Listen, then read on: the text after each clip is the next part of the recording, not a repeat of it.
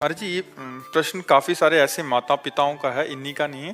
कि जैसे बेटे का शादी किया, अभी बहू आई और फिर बहू बेटे के पक्ष में हो गई या बेटा बहू के पक्ष में हो गया, और माता पिता से एक रूखापन।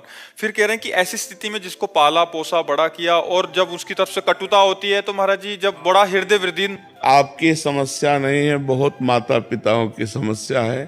क्योंकि बच्चे अध्यात्म से जब तक नहीं जुड़ते तब तक उनको ये समझ में नहीं आता कि मातृ देवो भव पितृ देवो भव, हमारे माता पिता हमारे भगवान हैं, ऐसा भाव नहीं आता।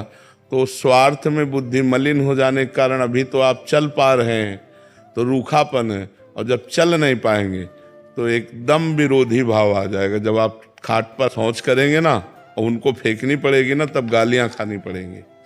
कोई विशेष श्रद्धावान अपने ऐसे माता पिता की सेवा कर पाता है।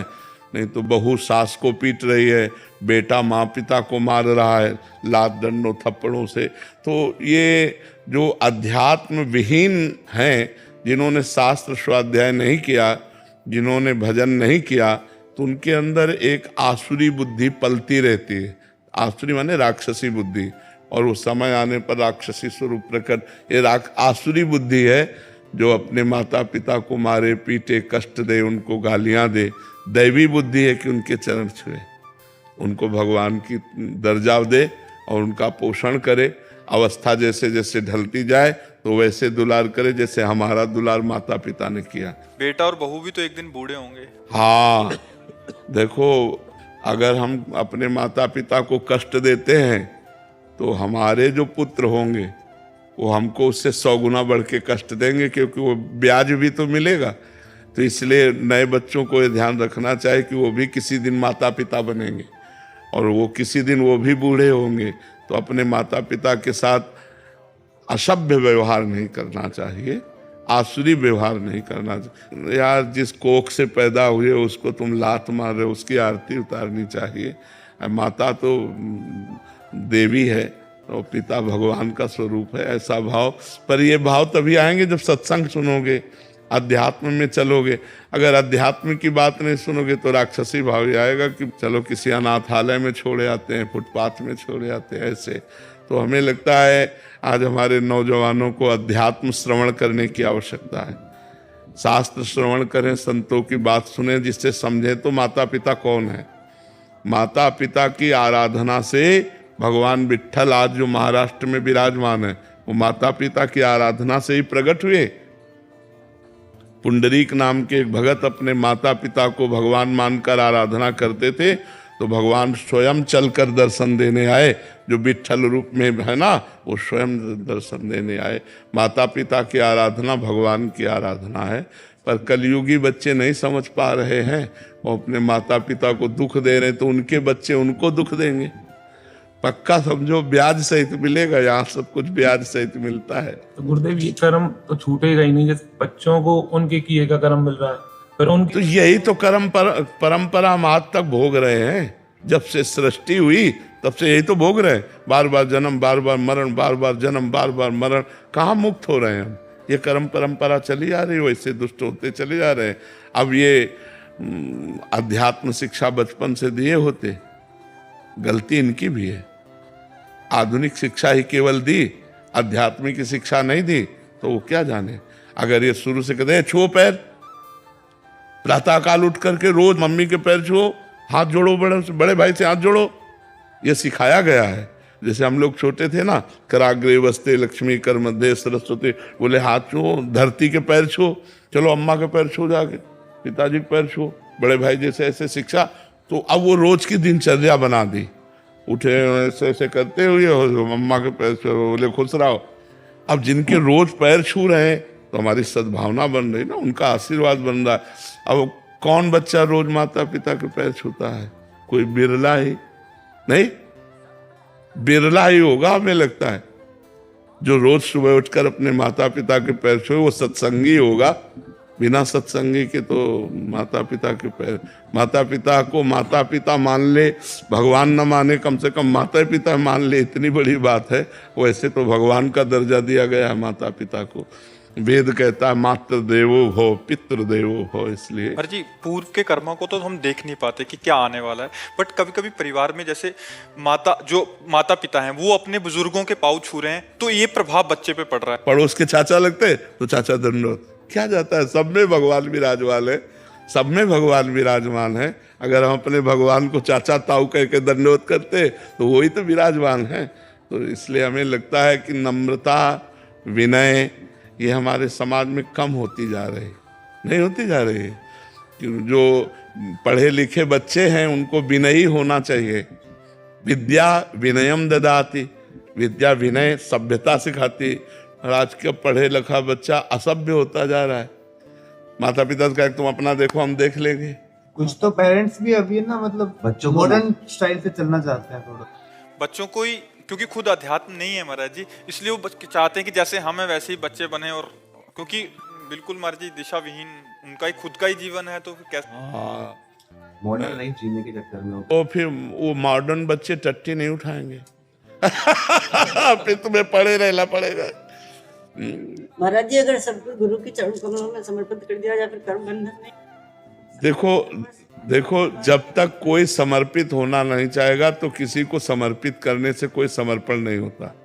मनुष्य शरीर कोई फल फूल नहीं है। वो समर्पित नहीं होना चाहता तो हमारी ताकत नहीं कि हम उसको बदल दे।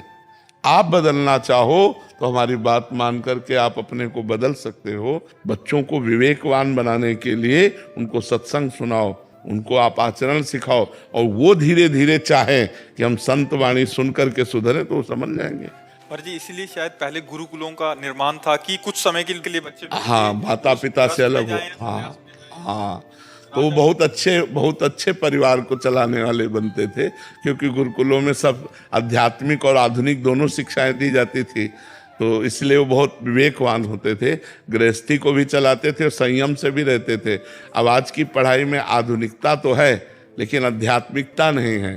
तो आध्यात्मिक पढ़ाई ना होने के कारण विनय की बहुत कमी होती जा रही है। नहीं, पढ़े लिखे बच्चे विनय से बहुत दूर होते जा रहे हैं। नहीं, जितना ग्रेजुएट उतना अहंकार है, उतना, जबकि जितना ग्रेजुएट उतना सरल होना चाहिए कि आप बहुत पढ़े लिखे व्यक्ति की पहचान यही सभ्यता सरलता। आप गाड़ी में बैठे बस में जा रहे हैं, कोई बड़ा बूढ़ा खड़ा है, आइए दादाजी आप बैठ जाइए, हम तो खड़े भी रह सकते हैं। आप तो लगा पढ़ा लिखा है, नहीं लगा कि पढ़ा लिखा है, सभ्य आदमी है। तो पढ़ा लिखा का संबंध सभ्यता और विनय से है। और आज सभ्यता और विनय दोनों गायब हो जा रहे हैं। पढ़े लिखे तो बहुत लोग हैं, सभ्यता और विनय जा रहा है। तो हमें लगता है आध्यात्मिक शिक्षा ही सुधार सकती है। गुरुदेव भगवान, हम बच्चे तो नादान हैं, उनको समझ नहीं है, उनके कल्याण के लिए कहीं ना कहीं हम नाम जप करके समर्पित करें तो क्या हाँ हो जाएगा। हाँ बिल्कुल परिवर्तन होगा। और उनको बैठाल करके राधा राधा बुलवाओ 10 मिनट राधा राधा बुलवाओ और नाम जप करके उनको दो तो निश्चित परिवर्तन होगा, निश्चित होगा। महाराज जी, बट उनको भी ऐसा लगता है कि हमारे जान पे आ रहा है ये सब कुछ करना, कि मतलब बता भी रहे हैं कि हम कि ये इतना करो तब आप करो, आपको नाम जप करना पड़ेगा, बट वो फिर भी नहीं करना चाह रहे। 1-2 दिन करेंगे, फिर हफ्ते बाद गुरुवार फिर फुसलावे। हफ्ते में अगर 1 दिन भी करने लगे ना तो हमारी बात तो मानने लगे ना। हम 2 दिन करवाएंगे, फिर हफ्ता भर कहने के बाद 3 दिन करवाएंगे। हम धीरे धीरे उनको सतमार्ग में। देखो बच्चों को खिलवाड़ में भजन कराया जाता है। देखो तुम्हारे लिए हम बाल भोग बना रहे हैं, तब तक तुम राधा राधा, अगर राधा राधा बोलना बंद किया तो नहीं मिलेगा। राधा राधा राधा राधा राधा राधा शुरू हो जाएंगे बच्चे हैं, और इसके बाद फिर खेलने लगे राधा राधा राधा राधा राधा, ऐसे मतलब प्यार से दुलार से। आओ हम सब बैठते हैं, देखो भगवान जी की कथा सुना रहे हैं, सुनो चुपचाप बैठो, देखो ये क्या संत कह रहे हैं सुनो। धीरे धीरे धीरे वो अनजाने में उनका सुधार हो रहा है, वो ना जाने तो भी सुधार हो रहा है। जब गर्भस्थ शिशु प्रहलाद को नारद जी ने उपदेश किया तो समझ में आ गई ना। अभिमन्यु को उपदेश किया अर्जुन जी ने तो चक्रव्यूह तोड़ना गर्भ से जान गए, तो गर्भस्थ शिशु को कितना ज्ञान, वो तो अब बाहर आ चुका है। अगर हम सुनाएंगे तो उसके संस्कार बदलेंगे, उसके भाव बदलेंगे। पद्मेश शर्मा जी लखनऊ से। राधे राधे महाराज। राधे राधे महाराज जी। महाराज जी हम भजन कीर्तन सब करते हैं, किंतु हमसे जाने अनजाने में बहुत सी गलतियां और पाप हो जाते हैं। तो क्या इस अवस्था में हमारे द्वारा किया गया भजन कीर्तन पुण्य, क्या ये सब नष्ट? पहली बात तो समझ लीजिए कि भजन कभी नष्ट नहीं होता। पुण्य बात अलग है, पुण्य नष्ट हो जाता है। जैसे आपने किसी को खवाया पिलाया दान किया, वो पुण्य के अंतर्गत आए, वो तो नष्ट हो जाएगा। लेकिन आपने राम कृष्ण हरि भगवान का नाम जप किया, राधा राधा राधा, ये कभी नष्ट नहीं होता। किए गए गलती और पाप क्या हमारे भजन से नष्ट होते हैं? हाँ, भजन से नष्ट हो जाएंगे, भजन कभी नष्ट नहीं होगा। की हुई गलती से भजन नष्ट नहीं होगा, भजन उनको नष्ट कर देगा। पर बार बार हम गलती क्यों करें? अगर हमें पता चल रहा है कि हमसे गलती हो रही तो हमें सुधार करना चाहिए। मतलब अब हम भजन के बल से गलती बढ़ाते चले जाएं तो फिर नामापराध लागू हो जाता है। मतलब जैसे दवा है और आप उसे नशे के रूप में लेने लगे तो फिर वो अपराध हो जाएगा कि नहीं हो जाएगा? तो ये दवा है, भगवान नाम भव रोग की अचूक दवा है। अब इसका प्रयोग करने लगे आप पाप नाश करने के लिए और पाप करने लगे मनमानी, तो नरक जाना पड़ेगा, क्योंकि नामापराध है, आप गलत प्रयोग कर रहे हो। मैं उत्साह पूर्वक पाप नहीं करना चाहता, पर पाप हो गए हैं, वो सब नाम से भस्म हो जाएंगे और हमें भगवान की तरफ कृपा घसीटेगी, पर हम पाप जानबूझ कर ना करें। साध्वी सत्या प्रिया जी। जी। राधे राधे महाराज जी। महाराज जी, युवाओं में राष्ट्रभक्ति कैसे जागृत हो? देखो, जब तक हमारा हृदय स्वार्थ की मलिनता से युक्त है, तब तक वो भगवान के प्रति समर्पण या राष्ट्र के प्रति समर्पण नहीं होता। जब हमारा परहित की भावना जागृत हो जाए कि दूसरों का मंगल हो, तो पहले घर का मंगल हो, फिर पड़ोस का मंगल हो, फिर ग्राम का मंगल हो, फिर प्रदेश का मंगल हो, फिर राष्ट्र का मंगल हो। राष्ट्र के मंगल के लिए बहुत विशाल हृदय चाहिए, बहुत पवित्र हृदय चाहिए, प्राणों को बलिहार करने का। जैसे हमारे पास आर्मी के जवान आते हैं, वो अपनी समस्या रखते हैं कि जब मैं घर से छुट्टी से चलता हूँ, मेरे परिवार के जनों के आंसू होते हैं और बच्चा अंगुली पकड़ के कहता पापा कब आओगे, तो मुझे विश्वास नहीं कि दोबारा मैं आ पाऊंगा कि नहीं। तो महाराज जी हृदय फटता है। तो हम कहा फिर भी आप वो सेवा कर रहे हैं कि आप रात को जब जगते हैं तो हम चैन से सोते हैं। अगर आप ऐसे बलिदान ना करें तो हम सुरक्षित ना रहें। धन्य है आपका जीवन। और हम एक सन्यासी का और एक सैनिक का जीवन समान कोटि से रखते हैं कि वो भी संसार का त्यागी और वो भी संसार को त्याग कर प्राणों को बलिहार करने के लिए खड़ा हो। तो जब तक हमारे युवाओं में स्वार्थ बुद्धि का त्याग नहीं होगा, स्वार्थ बुद्धि में वासनाएं रहती है और परमार्थ बुद्धि में उपासना रहती है। जब हमारी परहित भावना जागृत हो, और ये परहित भावना बिना अध्यात्म ज्ञान के नहीं जागृत होती, थोड़ा न थोड़ा तो अध्यात्म ज्ञान होना चाहिए। अगर हमारी इंद्रियों की विलासिता, खान पान की विलासिता, व्यसन की वासनाएं ये बढ़ती गई तो युवा सब असमर्थ होते जाएंगे। वासना असमर्थ कर देती, खोखला कर देती है, और उपासना समर्थ करती है। देखो, मुस्कुराते हुए फांसी के फंदे को चूमकर वंदे मातरम बोलकर झूम जाना, और आज हम अपनी वासनाओं की पूर्ति के लिए किसी की चैन छीन रहे हैं, किसी के रुपए काट रहे हैं, कहीं हम इधर उधर। तो नशा इतना बढ़ता जा रहा है, वासनाएं इतनी बढ़ती जा रही कि परहित की भावना ही गायब होती सी नजर आ रही। दूसरे का हित हो।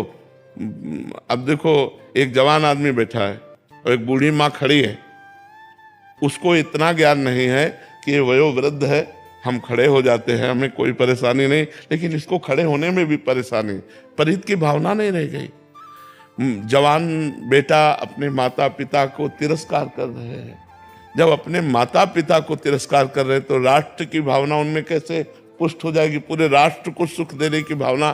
तो हमें लगता है शास्त्रों का स्वाध्याय, संतों का संग, पवित्र भोजन, यही हमें राष्ट्र भावना को पुष्ट करेगी। यदि हम नशा करेंगे, गंदा भोजन करेंगे, गंदे आचरण करेंगे, तो हमें अपनी सुरक्षा की भावना नहीं रह जाएगी, हमें अपने समाज की सुरक्षा की भावना नहीं रह जाएगी, फिर राष्ट्र की सुरक्षा।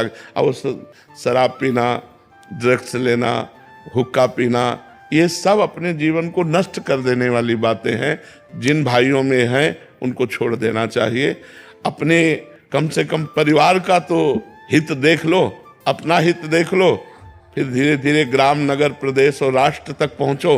मनुष्य जीवन इस तरह व्यर्थ करने के लिए नहीं मिला कि हम किसी व्यसन के अधीन हो जाएं, किसी वासना का शिकार बन जाएं। हम भगवान के बल से बलवान होकर अपने पूरे देश को, पूरे विश्व को आनंद प्रदान करें। ये तो अध्यात्म बल ही उनको पुष्ट कर सकता है। राष्ट्र सेवा के अंतर्गत क्या क्या आता है? कुछ आता है।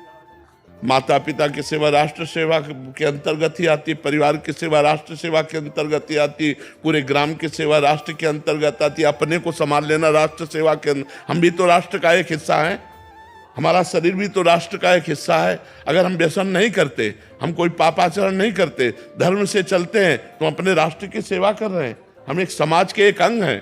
अगर हम एक गंदे हैं तो हमारा समाज के एक अंग गंदा है, हमारे राष्ट्र का एक अंग गंदा है। अगर हम अपना सुधार करते हुए दसियों को सुधार के मार्ग में ले चलें तो हम राष्ट्र सेवा ही कर रहे हैं। जरूरी नहीं कि बॉर्डर पे ही सेवा हुई राष्ट्र नहीं नहीं, बॉर्डर और अंदर सब जगह सेवा होनी चाहिए। अंदर भी तो हमारे जो दुर्वासना रूपी शत्रु है उसको परास्त करना है ना। वो अध्यात्म के बिना परास्त नहीं होता। दुर्वासनाएं मम सदा परिकर्षयन्ति, जो दुर्वासनाएं खींचकर हमारे द्वारा पाप कराती है, जैसे बहन बेटियों के साथ गलत आचरण करके उनकी हत्या कर देना या लूटपाट करना, हिंसा करना, छोटी छोटी बातों में अपने भाई बहन के रिश्तों को नष्ट कर देना। भाई भाई की हत्या कर रहा है, पत्नी पति की हत्या कर रही, पति पत्नी की हत्या कर रहे, ये सब जो दुर्वासनाओं का खेल है, ये जो मतलब गंदी बातें अंदर आ गई, जो हिंसात्मक वृत्तियां आ गई, इनका त्याग हो तभी हमारी राष्ट्र सेवा होगी। एक ग्राम में कोई घटना घटती है और वो पूरे राष्ट्र में फैलती है, पूरे राष्ट्र को दुख मिलता है कि नहीं मिलता हुआ। और एक ग्राम का बच्चा कोई फर्स्ट क्लास पास होता है या किसी अच्छे ग्रेजुएट पद पे जाता है तो हमारे राष्ट्र की उन्नति का वो एक हिस्सा बना। तो हमें राष्ट्र सेवा का मतलब केवल बॉर्डर पे गोली चलाना ही नहीं है। हम पढ़ लिख करके जो भी मास्टर, डॉक्टर, जो भी किसान, जो भी बनते हैं वो राष्ट्र के अंतर्गत, राष्ट्र सेवा के अंतर्गत ही आते। मतलब तो जो जहां है जैसे है वो अपनी सेवा अच्छे ढंग से करे तो राष्ट्र सेवा ही। बिल्कुल। अगर एक किसान किसानी ना करे, अन्न पैदा ना करे तो हमारे राष्ट्र की हानि हो जाएगी। वो अपनी जगह। अगर एक मास्टर बच्चों को शिक्षा ना दे तो हमारे राष्ट्र की हानि हो जाएगी।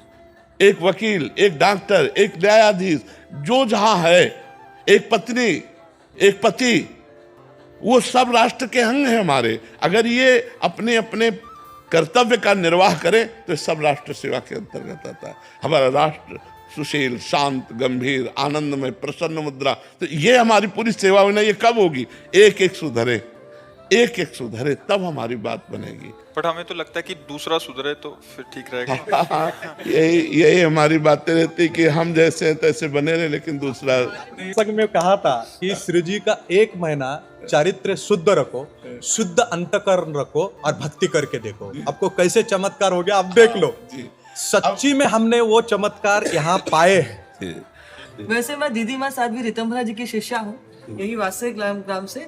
तो भक्ति के ऊपर आपके बहुत सुंदर लोगों में, अभी जैसे आपने भी बताया कि बहुत बड़ा, तो आज हम तो आपके चरणों में सब कृतज्ञता व्यक्त करने आए थे कि आपके कारण बहुत बड़े समाज के अंदर बहुत कृतज्ञता तो आप सबकी चरण रज का प्रभाव ही है और कुछ नहीं, सब संतों का आशीर्वाद।